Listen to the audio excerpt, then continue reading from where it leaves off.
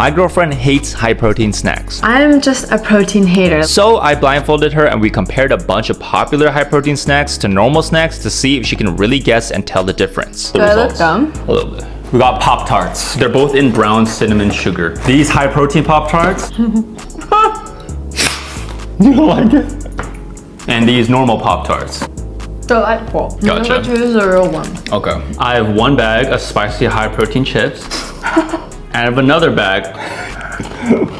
You're confused, huh? Which one's the high protein chip? This one's hard. I guess this one's the high protein one. The last one we have are candy bars. One is high protein. LOL. The one candy bar. Candy. Yeah, so this time around, there's definitely no fooling her. Compared to other protein bars, 'cause It's alright for what it is. Like, if I had to choose between the two for these two flavors, this one's better. I just think it doesn't have that aftertaste. I agree. Last one, Pop-Tarts. You got this off rip. Texture-wise, they're so different.